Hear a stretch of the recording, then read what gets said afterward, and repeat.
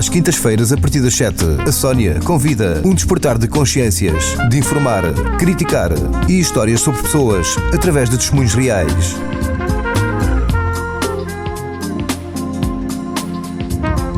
A Sónia convida, com Sónia Lobato. Então, muito bem-vindos a mais uma emissão A Sónia Convida, e hoje em estúdio tenho uma aventureira. Pronto, seu nome Sandra Guedes, posso dizer que é aventureira, artista, fotógrafa, escritora nos tempos livres. Portanto, uma boa conversadora, com certeza. Ai, sim, com muitas histórias. Muito bem-vinda, Sandra. Muito obrigado. É um prazer tê-la aqui para partilhar as suas histórias. Estava a dizer que tinha quantas horas de sono, isto em registro de viagem?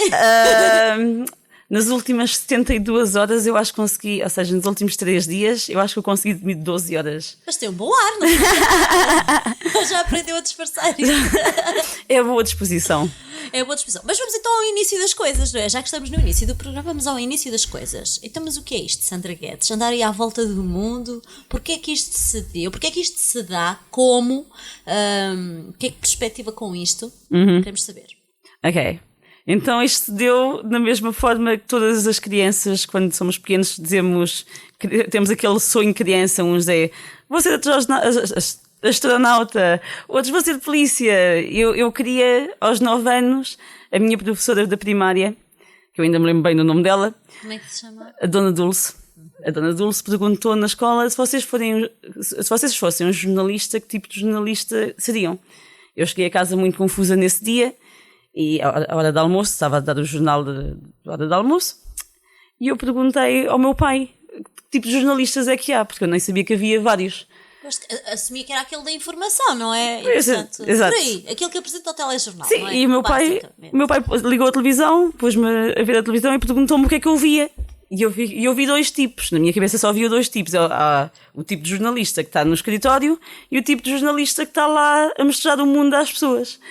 E eu adorei imediatamente a ideia de mostrar o mundo às pessoas. Eu não sabia o que é que isso significava, mas eu queria ser aquele jornalista que está lá a experienciar as tempestades de areia e o barco de um lado para o outro e todas essas coisas. Eu queria ver e queria sentir. Também, quando eu era mais nova, o meu pai fez, no início dos anos 80, algumas viagens em trabalho, como na construção de civil. E a Sandra acompanhava? Não, em fotografias. Em fotografias. E, entretanto, depois Mas as coisas... despertou em si. Também. Então, acho que esses 2 momentos foram muito importantes. Já ter a noção que o mundo era maior, já tinha. E depois E depois a vontade de conhecer. E depois a vontade de conhecer. conhecer. Primeiro foi perceber, espera, o mundo não é isto que me rodeia. Exato. Há mais vida para além disto que me rodeia. E havia aquelas fotografias que meu pai trazia de casamentos no Egito e de aquelas as caras das pessoas que me davam e as roupas. Não é? Que mais tarde veio perceber que aquilo tudo era uma cultura. Exato. E gostava que isso se entranhasse na sua pessoa, não é? E portanto, mas como é que... Portanto, que idade é que tem? Desculpa. Agora tenho 31. Agora tem 31. E quando é que começou este percurso de corrida à volta do mundo? Esse jornalismo, como é que se deu? Eu tive uma crise de meia-idade aos 25 anos. 25 anos com crise de meia-idade, oh Sandra! Então espero quando chegar aos 35 e aos 40. Não, aquelas 25 foi tão forte que já deu para todas. Já arrasou. Mas foi... Então o que é que pensou de fazer? É assim, aos 25 pode fazer uma tatuagem, faz um salto de paraquedas. Eu pensei em todos aqueles sonhos que eu tinha quando era mais nova e todas aquelas coisas que eu disse, eu vou fazer isto. Eu disse que ia cruzar os Estados Unidos, eu disse que ia trabalhar num cruzeiro, eu disse que ia trabalhar como guia turística e todas essas coisas que eu disse que eu ia fazer um dia.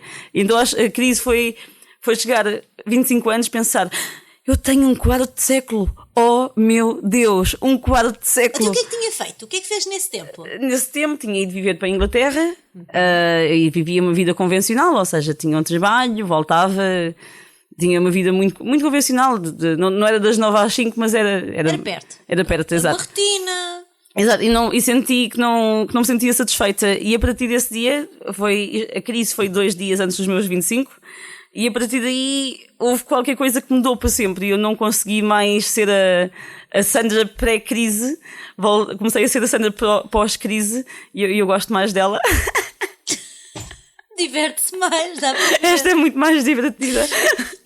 Porque depois, a partir daí, comecei a saltar de sonho para sonho. Ou seja, primeiro decidi um sonho. Qual era o meu primeiro sonho? Vamos a Paris. Eu e o meu irmão mais velho, vamos a Paris. Era um sonho. Qual é que era o outro sonho? Vou trabalhar num cruzeiro. E dei tudo para tudo e não parei até que consegui. Agora, depois do cruzeiro, vou trabalhar como guia turística. Terminei na Croácia, cruzei toda a Europa. Espera, tem informação. Então, mas vamos a Paris. Eu também gosto de Paris. Fui a Paris. Se pudesse ir lá todos os anos, acho que se eu mandasse, obrigava que não aprecio uma viagem de todos os portugueses até Paris. Como é que foi a viagem até Paris? Comboio. E isto para dizer que foi então o primeiro sonho a realizar pós-crise, não é? Exatamente. Portanto, foi a sua primeira conquista. Com certeza que será memorável, de entre muitas aventuras, essa foi o cortar da fita, Sim, não é? Tipo, sim. inaugurou! Inaugurei, exatamente. Como é que foi a viagem até Paris? Fomos de comboio, o meu irmão e eu. Foi muito giro, começou logo a correr mal e isso tornou as coisas fantásticas, porque não apanhámos um comboio que devíamos apanhar e ficámos muito mais tempo na viagem, demorámos muito mais tempo para chegar a Paris, divertimos imenso, caminhei, acho que não há tantos turistas que caminhem tanto como eu caminhei com o meu irmão em Paris e eu parecia que não conseguia ir a direito. Estávamos num sítio e aqui estava o nosso objetivo e nós caminhávamos em zigue-zague. Eu, a dada altura, dizia às minhas... Eu acho que a cidade mexe-se, as ruas movimentam-se. Porque nós estamos numa rua e queremos ir para ali, mas tipo, era esguio, aquilo parecia que passava para a frente dos nossos olhos. As ruas mexem-se. Sim, aquelas coisas que nos atraem mais a atenção, então nós temos que correr para o outro lado da Desviamos rua. o nosso objetivo, não é? E depois demora 3 horas a chegarmos dentro. Mas eu acho... pronto, saiu, foi uma viagem que lhe encheu o peito e pensou, por algum momento pensou, isto é um disparate, eu não posso meter nisto, vamos, mas é voltar à vidinha. Não. Deu-lhe o balanço, realmente, é isto. Não, Next. foi mais bem ao seguinte, e eu lembro, nós ficámos no hostel, eu e o meu irmão, e foi a primeira vez que eu tinha ficado assim, num hostel, fora do meu país, já tinha ficado em Portugal, mas fora, e só com viajantes de outros países, a conhecer muitas pessoas, estavam a viajar sozinhas, e houve um momento, o meu irmão filmou toda a viagem, e quando nós... Então ele também tem qualquer coisa de jornalista, não? Foi porque era a primeira aventura, então ele decidiu filmar e depois nós decidimos. Ele perguntou-me no final, então estas são as tuas últimas palavras, o que é que queres dizer? E eu disse, eu não quero ir embora. E eu não queria. Esteve lá há quanto tempo? Essa primeira viagem foi muito curta, foram 4, 5 dias. Foi mesmo só Foi bom. Foi mesmo curtinho. Mas eu não sentia vontade de voltar para trás. Eu queria depois de Paris apanhar outro comboio e ir, sei lá, para Berlim, ou continuar, ir para a Turquia, continuar aquela ideia. Em frente, não era para trás.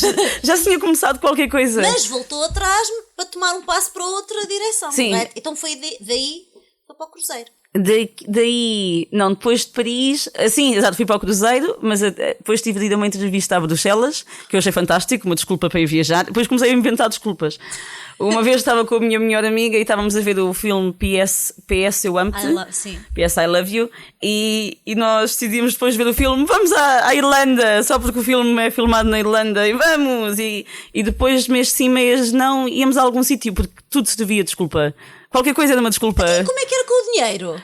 Conte-me lá, qual é o seu ponto? Que a história toda a gente está a pensar, também quero. Não é mais como saber como não gastar muito. Ao contrário, não é saber como necessariamente ganhar muito, mas como não gastar e gastar só no que é mesmo importante para nós. Porque é possível viajar, não é? Isso é uma questão de prioridades. Sem dúvida. Eu ainda hoje tive essa conversa logo de manhãzinha, às 8h30 da manhã, para começar bem o dia, e talvez algumas pessoas achem que é um bocado cruel o que eu vou dizer, mas quem quer viajar, viaja.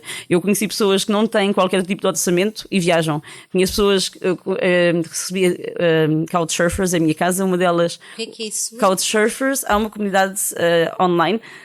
É tipo Facebook, mas não tem nada a ver.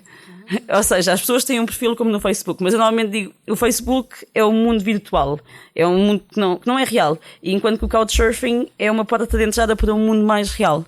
Para passarmos, as pessoas têm um perfil e nós pedimos, imaginem, eu agora vou para Uganda e envio uns pedidos, vejo quem é que está lá, quem é que são pessoas que eu gostaria de conhecer, qual é a comunidade onde eles estão inseridos, envio uns pedidos, explico porque é que eu gostaria de conhecê-los e fico com eles. Muito bem. E vou seguindo assim de um sítio para o outro. Então, mas saltando do mundo virtual para o mundo real, estávamos a dizer, portanto, essas viagens e a propósito da disponibilidade de tesouraria, não é? Não era problema porque lá está, conseguia gerir aquela Exatamente. fórmula de não é tanto como ganhar para gastar, é saber como não gastar. Nessa altura eu ainda fazia muitas horas extra. Muitas. E negociava sempre com os meus colegas e eles já sabiam, como eles estavam sempre. Há sempre alguém, na empresa onde eu trabalhava havia muito pessoal, éramos todos novinhos, e havia sempre alguém que queria sair à noite ao fim de semana. E então eles pediam-me sempre: olha Sandra, não queres? Pois outros vai por ti um dia e não sei o quê, e nós negociávamos e eu trabalhava por todos. Que era para depois, quando eu precisava, quando eu precisava, havia sempre alguém. Sim, não te preocupes. Eu só tinha pensado que tinha de viajar durante a semana, que era para no fim de semana eu ajudá-los a eles. E sempre deu perfeitamente. Então, e o cruzeiro foi por onde? O cruzeiro, depois da Irlanda, fiz o Interrail da Europa. O que achou da Irlanda? Espetacular. Recomenda-se. Completamente. Adorei. As pessoas são incríveis. As pessoas e as paisagens. A Irlanda é daqueles países que é mesmo... Não está a falar por causa da cerveja, não? Não, porque eu até nem gosto de cerveja. Então pronto. Então não vai, é mesmo... Há muita idoneidade. Podia ser algo resquício do álcool. Não, é mesmo pelas pessoas. Mas aquilo é mesmo, há uma magia mesmo. Completamente. De Irlanda, não é? Eu quando cheguei à Irlanda, estava com a minha melhor amiga, nós estávamos cansadas e decidimos ir comprar shampoo. E decidimos, mas vamos só comprar shampoo e hoje vamos deitar cedinho e amanhã nós vamos acordar cedinho e vamos fazer uma tour, vamos fazer qualquer coisa, vamos para a cidade, mas começamos cedinho. Está bem. Nós fomos comprar o shampoo e quando saímos da loja ouvimos música e eu disse, olha, vamos espreitar a ver se é música ao vivo. E não era. Mas nós entrámos no bar à mesma. Eram 9 horas ou 8, não era muito mais tarde que isso. E tínhamos o shampoo na mão. Sentámos à mesa com o shampoo na mão e começámos a conversar, acabámos por beber uma bebida e comprámos uma bebida cada uma e quando nós demos por isso, não sei exatamente como aconteceu, o bar estava fechado, eram 3 da manhã e nós ainda estávamos lá dentro e estava um grupo de pessoas de 60, 50, 70 anos e estavam todos a dançar e a divertir-se e o pessoal novo já se tinha todo ido embora e nós estávamos lá a divertir-nos, a ser completamente espontâneas e essa foi tipo como se fosse a nossa... festa de boas-vindas espontânea e a partir daí desenrolou-se tudo de uma forma incrível e fiz uma segunda visita à Irlanda e foi sempre, há muita magia e eu acho que a magia na Irlanda, tal como a maioria dos países, a magia é feita pelas pessoas. É feita pelas pessoas. Então, da Irlanda vamos para o cruzeiro. Da Irlanda, sim. Por onde foi esse cruzeiro? O cruzeiro, o cruzeiro onde eu treinei, tipo, a universidade dos funcionários, foi um cruzeiro que ia pelas Bahamas. Não é nada... Com direito a uma passagem numa ilha deve ser ainda da empresa para quem eu estava a trabalhar. Foi uma daquelas experiências muito únicas e depois, uma vez que nos graduates, uma vez quando terminávamos e que tínhamos o nosso diploma, passávamos então para um barco normalmente maior, onde nós íamos... Isso foi quanto tempo? Esse estágio, vamos dizer assim? O estágio foi 1 mês. 1 mês. Houve todo um processo até chegar lá, tive fazer testes médicos e tudo isso, testes de língua, de inglês, e entretanto fiz um contrato e depois do contrato senti, ok, isto foi muito bom, adorei, aprendi a mergulhar e fiz coisas e conheci pessoas e vivi uma vida... Então quanto tempo depois é que teve, mais ou menos? Depois desses 5, 6 meses, aliás, depois dos 4 meses eu já estava, ok, já o que é que vem depois? Portanto, o pós-estágio, por onde é que andava? Qual era o percurso de cruzeiro? O pós-estágio, aí íamos para o México, para as Ilhas Caimão, para Belize e aquilo é mesmo Honduras. paradisíaco? É mesmo como a gente vê nas fotos ou não? Depende da definição de paraíso. Ou seja... Aquela água, aquele céu, aquela praia, areia... Eu acho que a experiência de ir num cruzeiro é fabricada em muitos aspectos. E o que nós vemos quando as pessoas saem dos cruzeiros, o viajante que se deixa ir na onda do cruzeiro, coitados, os cruzeiros já não vão querer que eu fale mais na rádio. Eles não vêem este programa. Pois não. É que não. Mas é um bocado fabricado. É um bocado Disneyland para adultos. Mas de resto, se a gente saltar essa parte e nos atrevermos a ir mais longe e conversar com as pessoas que vivem lá e passar o tempo, sim, é aquele calor, aquela água turquesa, areia, é espetacular. sem dúvida. Então vamos saltar das ilhas, não é? Paradisíacas e vamos para onde? Desse cruzeiro, partiu para onde? Entre o cruzeiro e o Interrail, eu decidi muito espontaneamente cruzar os Estados Unidos. Tinha 5 semanas livres antes de ir para o cruzeiro e eu estive em Nova Iorque e cruzei os Estados Unidos, todos os estados, desde a Califórnia até à Flórida, de autocarro. Mas como é que mas sozinha? Aí fiz parte sozinha, parte com uma amiga inglesa. Então, mas como é que orientou essa viagem? Como é que... É uma pessoa que programa as coisas? Há um mínimo de programação? Porque assim, já há uma direção. É espontânea e gosta muito de... E um viajante puro não programa tudo, é a minha versão. O viajante puro aventureiro não programa. Deixa-se ir, quer dizer, marca a passagem. Exato. E pelo menos um mas depois há todo um ir... Não é? Há uma direção. Há uma direção, mas depois temos que esperar que as coisas aconteçam. Exato. A programação corta aquilo que é a viagem, não é? Completamente, é completamente. Portanto, mas uma coisa é nós aqui na nossa Europa, e já assim arriscada, irmos assim ao sabor do vento. Cruzar o Atlântico, entrar numa sociedade, não tem nada a ver com a nossa. Ainda por cima atravessar estados que têm leis distintas de uns sítios para os outros, com costumes também muito diferentes. É preciso muita coragem. Eu não me considero necessariamente uma pessoa corajosa, apesar de ouvir isso várias vezes. Eu acho que quando nós temos este desejo, esta vontade, e nós confiamos nesse desejo e nós sentimos que temos de fazer alguma coisa, que temos essa pequena missão, nós fazemos porque nem sequer sentimos que haja uma escolha, sentimos que esse é o nosso caminho e é isso que nós queremos fazer. Então não é tanto coragem, mas mais talvez guiados pela alegria de estarmos a fazer aquilo que nos chama e que nos preenche a alma. Então como é que foi os Estados Unidos? Atravessar? Foi muito interessante. Na altura o Greyhound tinha umas promoções, podíamos comprar um passe como o Interrail e então nós fizemos isso. Quando encontrei a minha amiga, ela veio ter comigo e nós encontramos a meio do caminho e fizemos isso e foi assim, foi a primeira viagem ainda mais barata que eu fiz. Nós dormíamos nos autocarros, programávamos sempre em viagens em autocarros de 8 horas para dormirmos durante a noite e passarmos os dias a explorar e foi fantástico porque era mesmo, cada dia nós estávamos exatamente o que a Sónia disse, cada dia era uma realidade diferente. Hoje estávamos num sítio com nascentes de águas quentes, espetaculares. No outro dia estávamos numa cidade como Montgomery, no domingo, que não tem absolutamente nada nem ninguém, e não se vê ninguém, e toda a gente pergunta, ou seja, as poucas pessoas que nos cruzam, que cruzaram o nosso caminho, perguntam o que é que estão aqui a fazer, e depois descobrimos por volta das 4 da tarde que havia um único evento nesse dia, que era um jogo de beisebol. Tão típico, não é? Então nós fomos ver o jogo de beisebol e há toda uma história nesse dia, porque nós não tínhamos forma de voltar depois à noite e tivemos pedido a um polícia que nos levasse e o polícia, como inicialmente não queria, mas depois viu que nós íamos prender o nosso autocarro e não tínhamos sítio para dormir, e o autocarro era o nosso sítio para dormir e então ele disse, mas essa zona é muito perigosa porque as estações de Greyhound são todas na periferia das cidades e não são em lugares muito bons.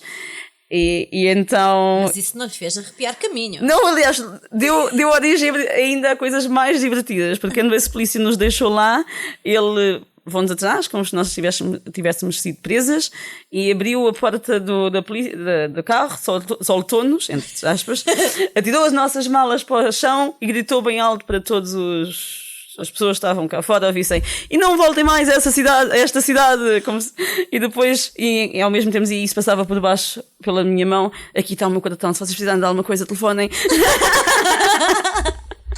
Esse medo foi muito chique. E foi sempre assim, houve todo o tipo desde dormir na praia em Miami, foi... Ai, Miami! Como é que é Miami? Eu conheço de fotos e filmes. Como é que é Miami? É uma cidade com muita arte deco, é uma cidade...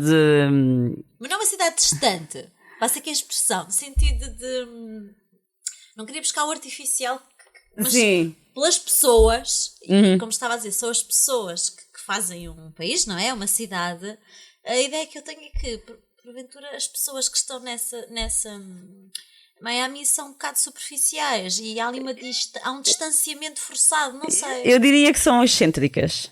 E eu estou a pensar desde das reuniões de Couchsurfing que eu tive a oportunidade de presenciar lá, como também a conhecer o meu próprio anfitrião, que quando nós chegámos a Miami, ele disse, há aqui uma piscina espetacular que eu adorava que tu conhecesses. Eu, tá bem, vamos lá. Mas depois ele disse, mas é muito caro para pagar, porque aquilo é tudo em estilo neoclássico e vai ser caro. Mas segue-me só, não digas nada. Eu, pronto, eu não o conheço, ele é professor universitário, parece ser assim bem parecido, vamos lá ver o que é que acontece. Ele chegou e apresentou uma recepcionista como a representante da Embaixadora de Portugal nos Estados Unidos. E eu fiquei... mas decidi, eu não digo nada. Portanto, eu diria que são mais excêntricas. Até passou, foi à piscina. Tirámos fotografias às piscinas, que era só o que nós íamos fazer, não íamos nadar, não é? Porque afinal durante 5 minutos eu fui representante de uma embaixadora imaginária, portanto. Imaginária, virtual. E pronto, foi. Mas de resto, não é uma cidade que me deslumbre. É bonito, não é. Faz-se um registro, pronto. É interessante, é um lugar interessante para ir ver. Acho que sim. E daí, avançando.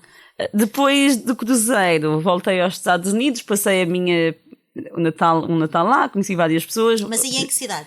Aí voltei para o Arizona e tive mais tempo na Califórnia, outra vez. E depois daí... Como é que é a Califórnia? A Califórnia é muito interessante. Eu gosto da variedade da parte do sul, desde Los Angeles até San Diego. Parece que é tudo uma cidade. É como se vivesse ali toda a população de Portugal, toda junta numa cidade, que são várias, mas parece que é só uma. É só uma. E é um mar, quando nós vamos à aterrada de avião, é um mar de luzes. É mesmo um mar, há muita poluição visual, no sentido de muitas luzes quando nós vamos a aterrar, mas ao mesmo tempo nunca se consegue ver o negro do céu à noite.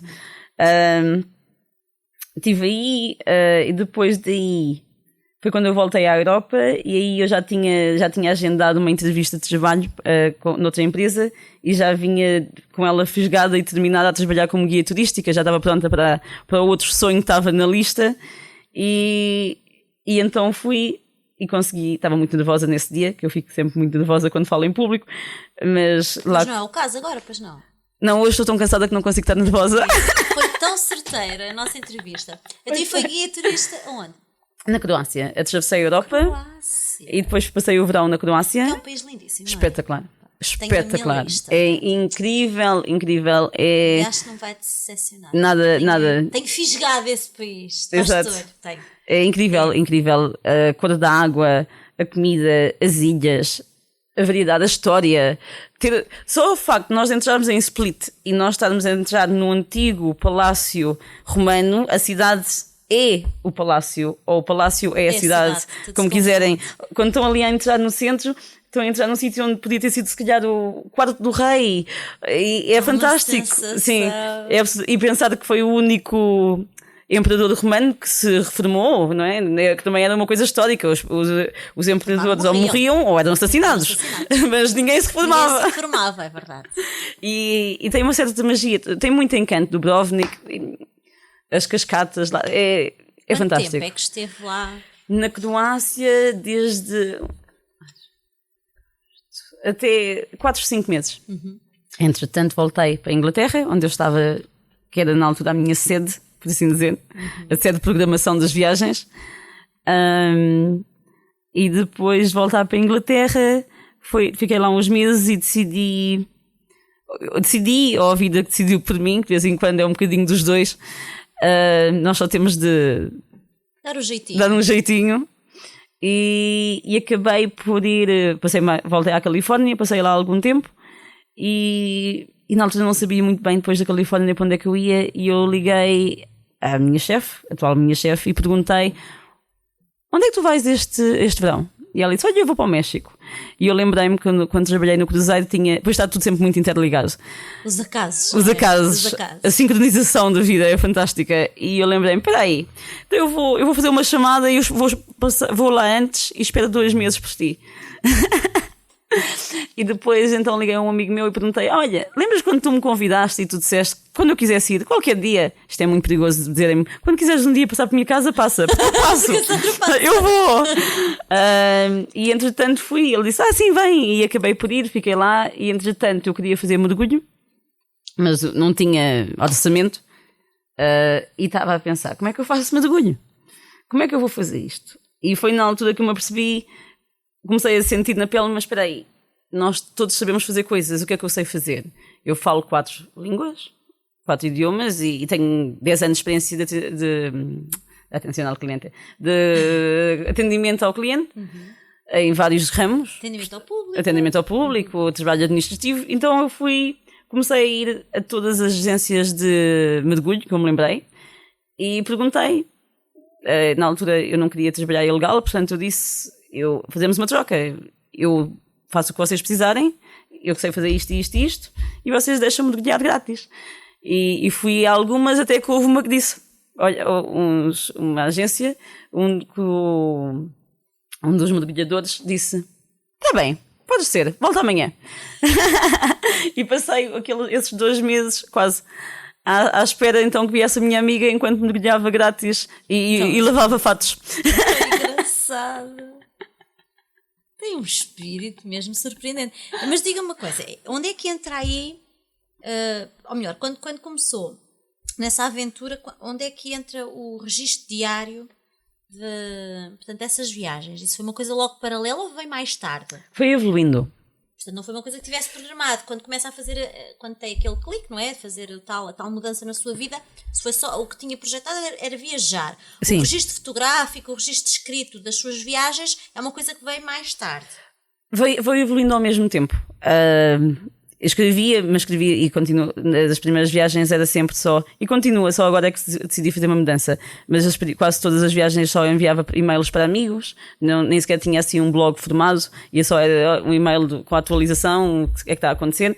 Sempre, assim que eu pensei em ir para os Estados Unidos, nessa primeira viagem, comprei logo uma câmera e comecei logo a tirar fotografias, mas na altura só tinha a minha perspectiva como minha aliada, não sabia a parte técnica da fotografia. Foi algo que foi aprimorando também. Exatamente, foi, e acho que é muito interessante ver que no início das minhas fotografias eram longe das pessoas, e quanto mais tempo fui viajando, mais se aproxima. Sim, sem dúvida, e aproximei-me de tudo. Comecei a aprender a dominar completamente, a decidir não, a partir de agora tiro sempre fotografias em manual, que eu quero controlar tudo o que eu puder, e a aprender sozinha, a procurar na internet, a procurar seminários, a procurar... Até porque nós, com a facilidade do clique, vimos no erro de não selecionarmos bem aquilo que queremos fotografar. Quando nós tínhamos o rolo, portanto, o nosso olhar, não é? Tinha que se afinar muito bem, porque não podíamos desperdiçar, não é? Exato. Então, o nosso olho estava, hoje com a facilidade do clique, não acha que às vezes acabamos por perder um bocadinho essa sensibilidade? Ou recupera-se quando se vai em viagem? Não, eu acho que as pessoas têm... A fotografia deve ser sentida, e infelizmente eu tenho que concordar que hoje em dia, como todas as pessoas acham que podem ser fotógrafos, tiram fotografias sem pensar. E eu digo, sim, todos podem ser fotógrafos, mas sintam as fotos. E isso é importante estarmos ali. Acho que é muito importante, quando tiramos uma fotografia, sabermos quem é que nós somos, porque a fotografia que nós vamos tirar vai refletir o que é que nós estamos a ver. É o nosso olhar. Coisa leviana, não exato. Eu, por exemplo, eu não tiro tantas fotos, eu não me considero uma pessoa que tira muitas fotos, mas quando eu tiro fotos, sou aquilo que eu sinto, e eu olho à volta, e eu ando à volta, e eu gosto de aproximar-me das pessoas, e é mais por atração e por chamamento que eu estou a tirar aquela foto, do que eu não vou a Paris para tirar uma fotografia à Torre Eiffel. Já o fiz no início, e isto também é uma evolução com a viagem, uma evolução paralela. Também as necessidades, não é? À medida que vamos nos saciando, depois vamos procurando outras Exatamente. coisas, não é? Por exemplo, as primeiras viagens foi o deslumbramento das grandes cidades. Paris, de Londres, Nova Iorque. Exatamente, Nova Iorque, Los Angeles. E depois, as fotografias também eram mais superficiais. E depois, à medida, e especialmente na última grande viagem na América Latina, aí já surgiu uma necessidade diferente de fazer qualquer coisa com esta paixão. Eu li alguns e eu gostei muito dessa frase, que a viagem torna os viajantes primeiro em espectadores e depois em contadores de histórias.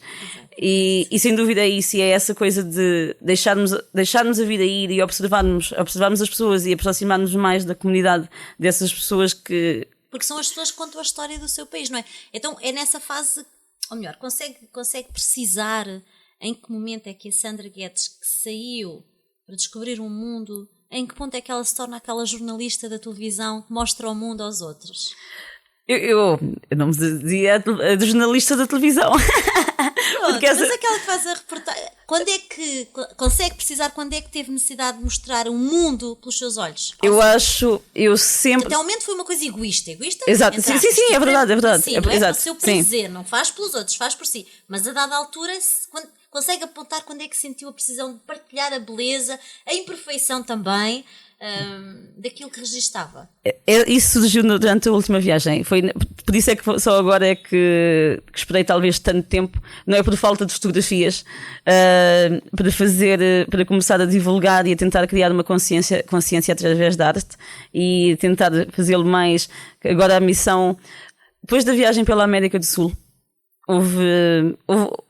foi uma viagem muito mágica para mim. Foi uma viagem onde houve muitos momentos de vulnerabilidade e isso levou a muitos momentos de magia, a muita sincronicidade, e houve oportunidades e tudo apontava. É daquelas coisas como... Agora veio o meu espírito hippie. Durante esta viagem, eu sentia quase todos os dias que o universo falava comigo através das pessoas. Ou seja, as pessoas que nós vamos conhecendo no nosso caminho vão guiando e vão... Ou não, se nós não lhes dermos atenção, podemos nos desviar até do percurso. Exatamente, mas e pequenas lições, as pessoas que nós conhecemos, eu acho que comecei a acreditar sem dúvida na América do Sul que tudo o que acontece por um motivo, porque eu senti como o que estava a acontecer me estava a guiar numa determinada direção, e a direção não era geográfica, não era só espiritual, era tudo. Um todo. Era um todo. E foi um bocado... Foi sem dúvida na América do Sul que eu voltei, porque eu até aí... Cresceu. Bastante. E cresci no sentido que antes não tinha...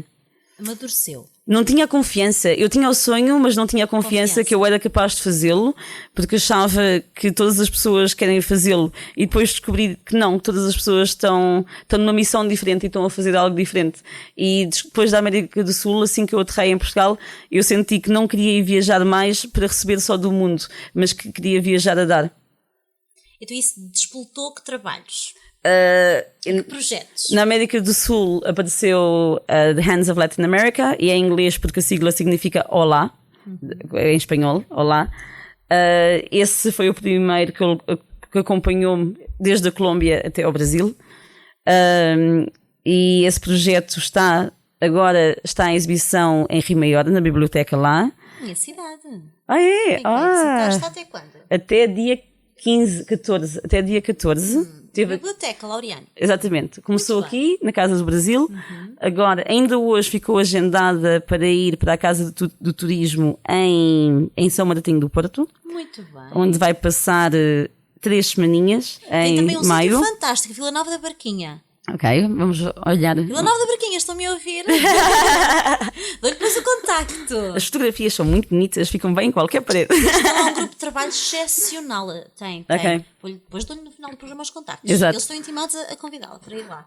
Obrigada. Mas, portanto, tem uma exposição em Rio Maior, não é? Sim, e essa... São Martinho. Essa exposição eu decidi, na altura que eu queria fazer qualquer coisa, não é só tirar fotografias, porque tirar fotografias, nós já tivemos falado disto, qualquer pessoa pode tirar fotografias, é muito fácil, mas é ter uma missão, é ter um porquê tirar fotografias. E isso ficou muito definido durante a minha viagem, e quando eu estava a tirar fotografias eu comecei o projeto Olá, porque eu sinto que as mãos são o símbolo da nossa atitude como pessoas, e hoje em dia as pessoas vivem muito à volta do dinheiro que nós ganhamos e esquecem que isso é apenas uma recompensa, é uma ferramenta, nada mais, e aquilo que nós vivemos realmente são com as nossas atitudes, é isso que nos vai permitir dormir bem à noite ou não é?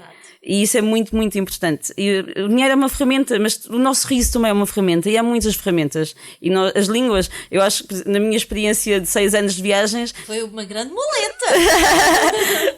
Senti que E Era o seu passaporte. Exatamente, não é? serviu muito No mais mundo. e abriu muitas portas para fazer trabalho voluntariado, para ficar a viver com famílias nos países onde eu estive, porque permitiam-me envolver-me completamente e plenamente nessas pequenas Conseguia ter comunidades. diálogo, não é? Exatamente, É assim que se conhece, é a língua, intimidade com as pessoas, diversidade. deixar famílias para trás, sinto que deixei um monte de famílias para trás, que tenho muitos sítios onde eu posso Mas voltar. até um dia. Porque diz sempre se eles devem dizer, Sandra, quando quiseres volta. E a Sandra volta. Sim, eu voltei, ainda agora voltei ao México, onde deixei o meu irmão. Então, o meu irmão, agora temos o México na família, oficialmente. E então, voltando à fotografia, daí apareceu esta necessidade de transmitir uma consciência através da arte. Já Que a arte é isso mesmo. Exato. Esse papel, a cultura é a ferramenta de uma sociedade que Exato. é desenvolvida, não é? Minimamente Exato. educada, é a cultura que consegue fazer essa transformação. Então, mas que projetos é que gostaria de desenvolver para consolidar esse trabalho? Agora, em Portugal, vou continuar com a exibição, até porque este trabalho é um trabalho, como foi o primeiro, é um que eu decidi dar, eu decidi dar 50% das vendas a uma ONG com quem eu trabalhei na Colômbia.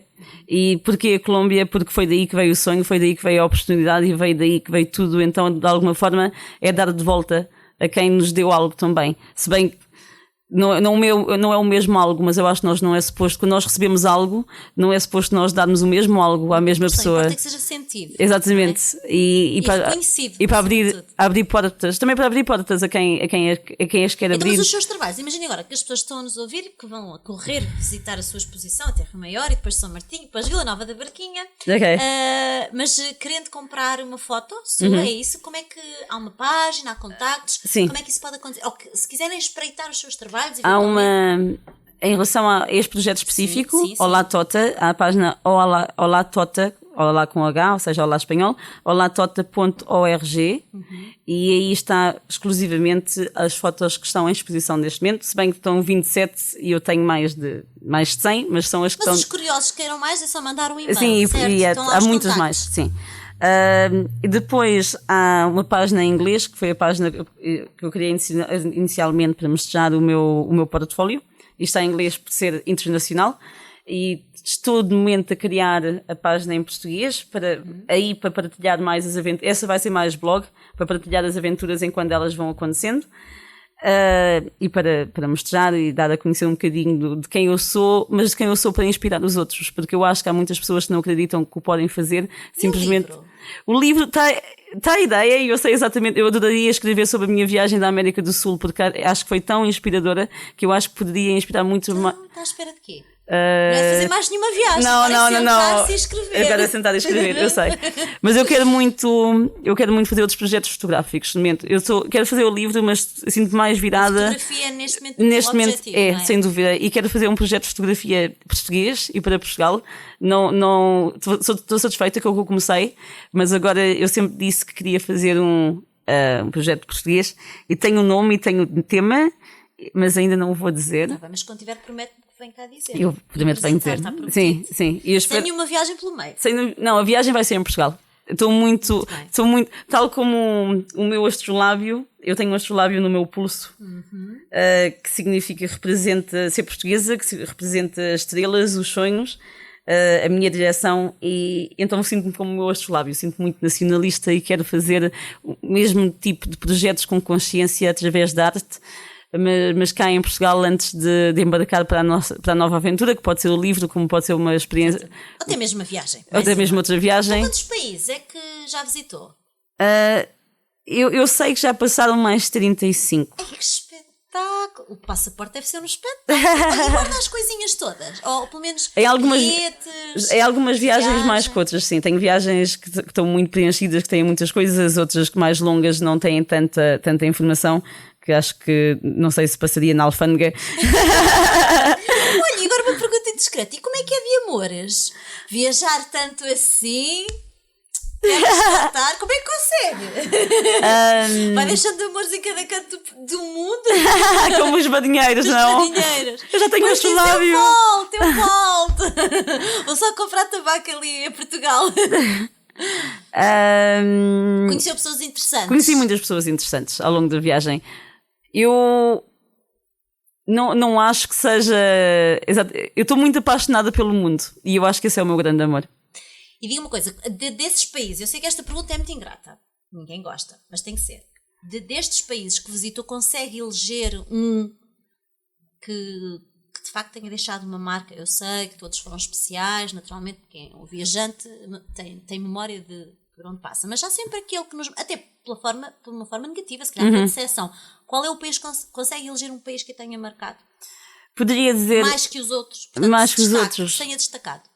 E é de facto uma pergunta ingrata, porque nós lembramos sempre melhor também os da última viagem, não é? Que estão mais presentes. Fazer uma reflexão rápida, o que é que. Não precisa ser muito rápida porque eu sei, eu ainda o sinto na minha pele. Então, eu diria que eu vou escolher 2 países que estão lado a lado.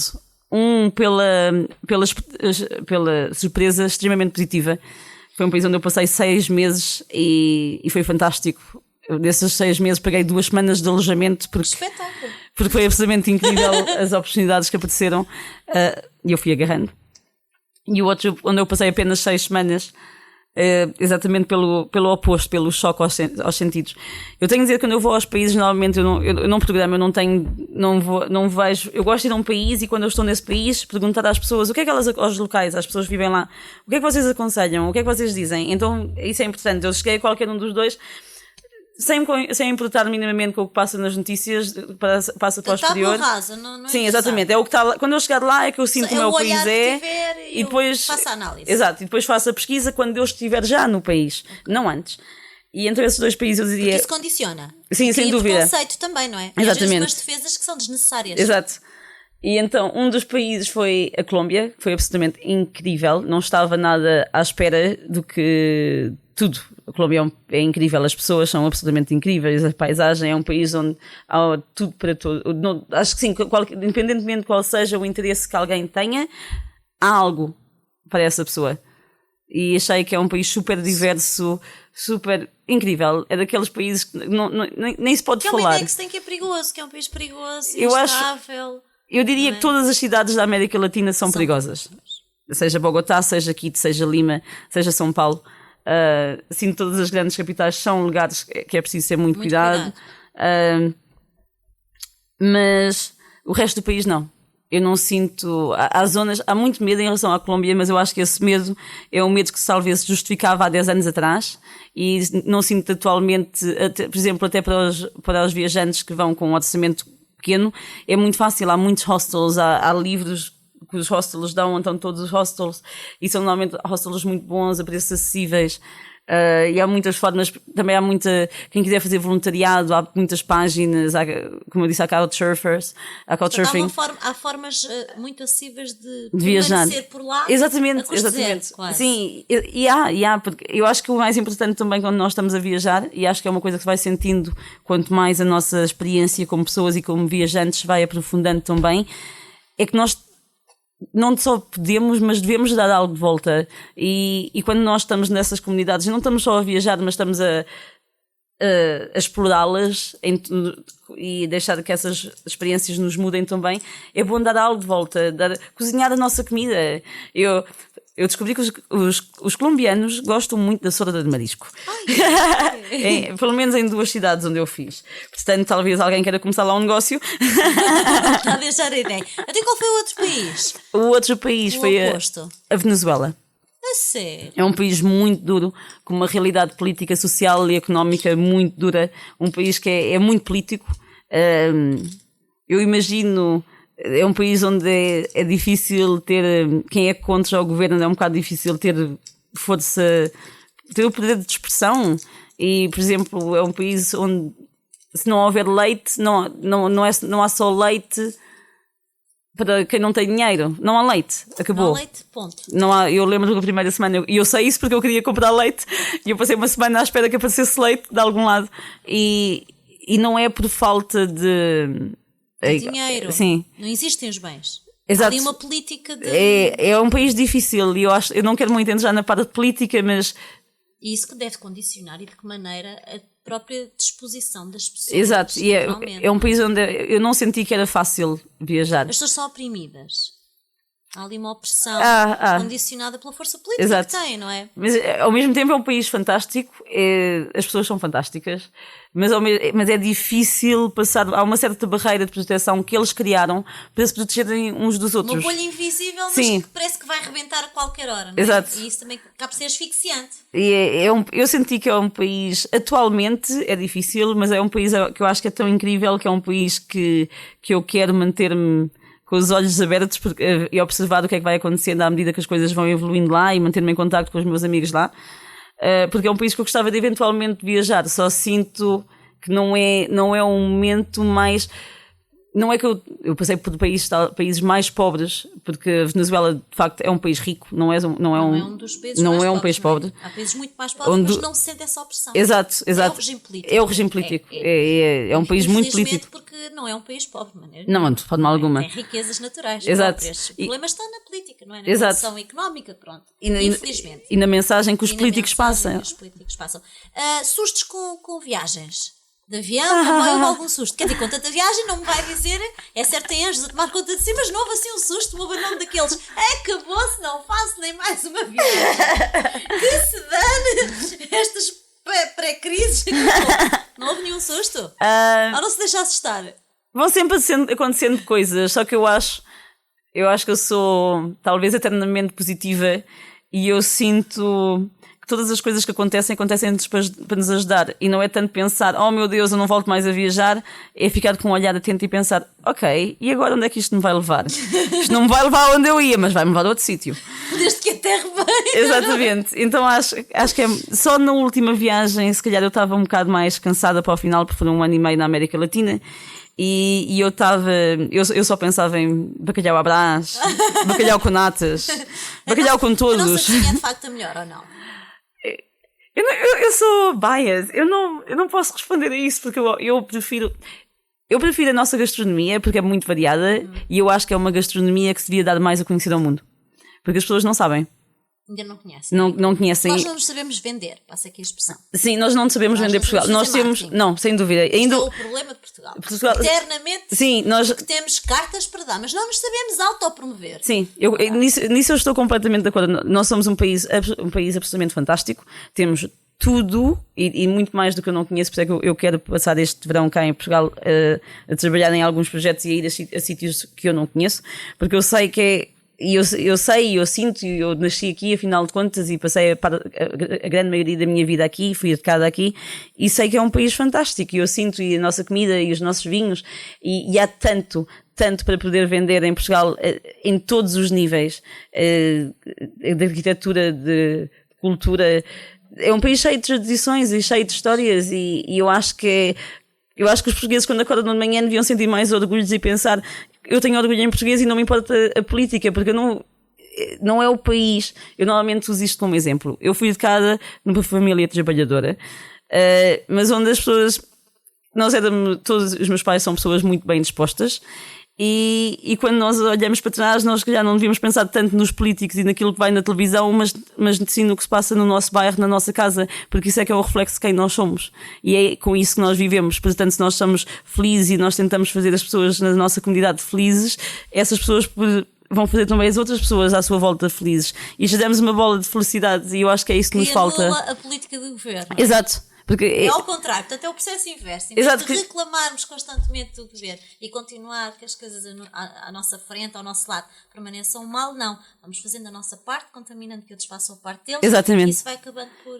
tornar ali os efeitos do governo, minimizam, não é? Mas nós estamos a ter noção que o país está a atravessar uma crise. Sim, eu não estou a dizer que isso que não estou a dizer que é irrelevante. Não é uma solução, não, mas exatamente. É uma atitude a ter perante esta crise, não é? Porque talvez porque eu estive em países bastante mais pobres, bastante, e vejo que há muitos países onde as pessoas são felizes, independentes, e têm a fé, e acreditam, e geram negócios e ideias, independentemente.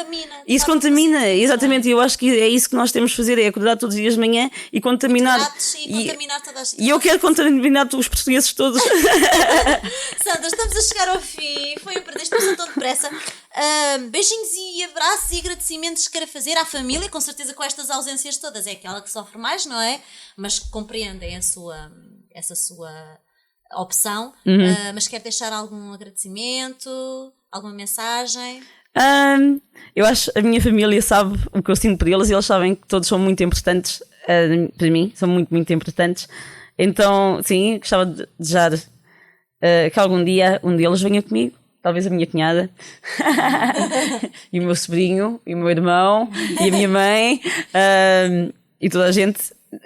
E mais que isso, também gostava de agradecer às pessoas que tornaram a primeira exposição cá em Portugal possível, na Casa do Brasil, e gostava de agradecer às pessoas que me têm estado a contactar e que estão a disponibilizar os espaços delas para fazer outras exposições durante este ano. E quero agradecer futuramente às pessoas que me vão ajudar nos novos projetos. Isso é fé, exatamente. Eu tenho muita fé. Muito bem.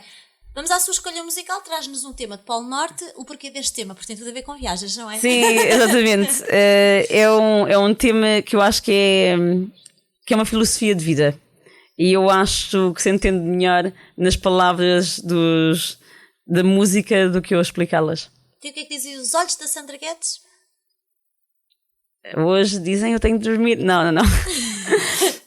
Dizem que a felicidade vem de seguirmos os nossos sonhos. Muito bem. E chegamos assim ao fim de mais um programa. Aposto que toda a gente em casa está com vontade de fazer uma viagem a correr depois de ouvir o testemunho da Sandra Guedes. Já sabem também, devem procurar os contactos e apoiar o projeto que aqui foi divulgado. Na página também divulgaremos e claro, ficamos sempre à espera de uma boa viagem, da próxima viagem. Beijinhos, até para a semana.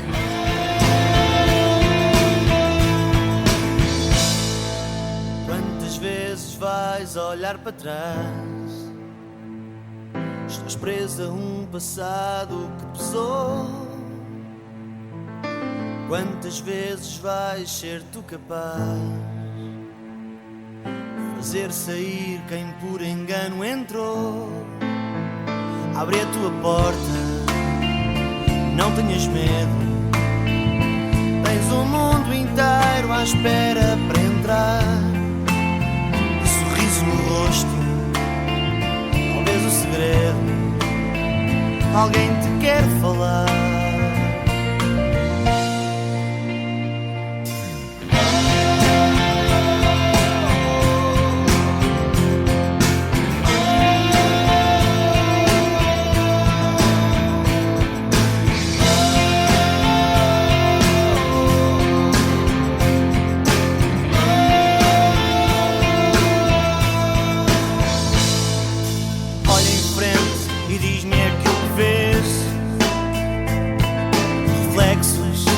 Quem conheces bem,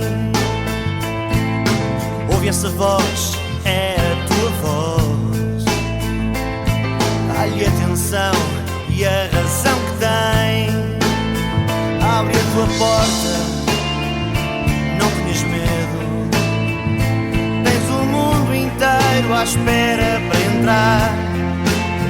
De sorriso no rosto, talvez o segredo, alguém te quer falar. Deixa o mundo girar para o lado que quer. Não podes parar, nem tens nada a perder. Estás de passagem, não leves a mal se te manda avançar. Talvez seja um sinal que não podes parar. Estás de passagem, vai aonde quer, ser quem tu quiser. Estende a tua mão a quem vier do bem. Abre a tua porta, não tenhas medo. Tens o mundo inteiro à espera para entrar. De sorriso no rosto, talvez o segredo, alguém te quer falar. Deixa o mundo girar para o lado que quer. Não podes parar, nem tens nada a perder. Estás de passagem, não leves a mal se te manda avançar. Talvez seja um sinal que não podes parar. Estás de passagem, deixa o mundo girar. virar para o lado que quer. Não o podes parar, nem tens nada a perder. Estás de passagem, não o leves a mal. Se te manda avançar, talvez seja um sinal que não podes parar. Estás de passagem, só de passagem.